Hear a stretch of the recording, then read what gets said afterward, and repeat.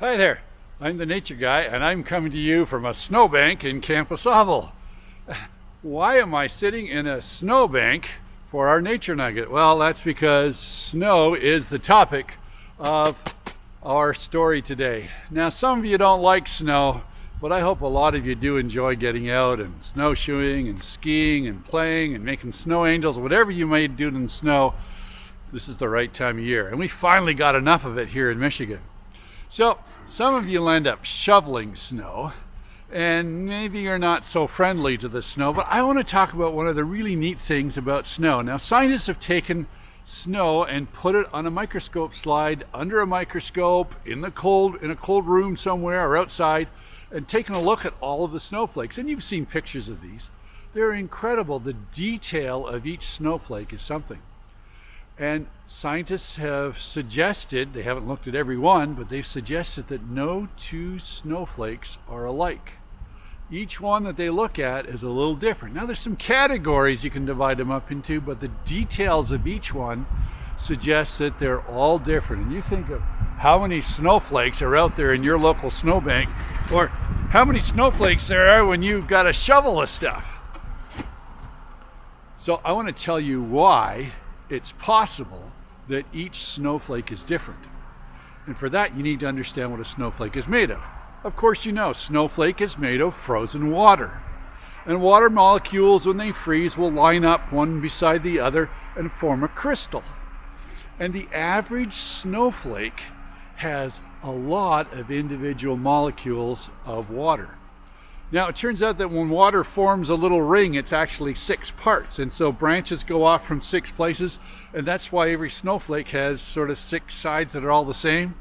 You know, when you make a snowflake out of paper, you have to fold your paper in half and then fold it in thirds. And when you cut it out and open it up, it's in 6s. Well, snowflakes are that way because of the shape and the angle of the water molecule. But how many water molecules is what really matters. It turns out a single snowflake, and there's one really, really small one there. The average snowflake has 2, not million, not billion, not trillion. It has 2 quintillion water molecules in it. Now, what's a quintillion? Quintillion is a number with 18 zeros behind it. That's a big number. That's a lot of pieces. So this little puzzle called a snowflake has 2 quadrillion pieces.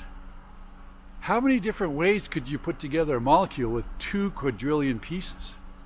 You know, with a Lego set, you can take 10 Lego blocks, and you can make all sorts of different shapes out of those 10. Imagine if you had 2 quadrillion pieces of Lego, how many different things you could make. Well, that's the way it is with water. And so every water molecule that forms up in the atmosphere forms slightly different because of the different wind currents and temperatures and pressures. And so every snowflake is different, even though when they all get together, it still just looks like a snowflake. Inside, everyone's different. Why did God do that?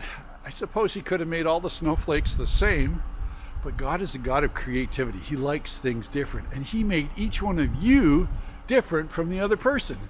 I don't know why we spend so much time trying to dress like someone or sing like someone or play basketball like someone. God wants each of us to be us. And the thing he really doesn't want us to do is to be changed by Satan. Satan would love to do that. But if we follow God, God is in the business of restoring each human being. He loves you exactly the way you are. And that's a really neat promise. So next time you make a snowball, remember of all the individual snowflakes in that snowball, and that represents all of our differences. We should be glad for that. Thanks. See you next time. Bye.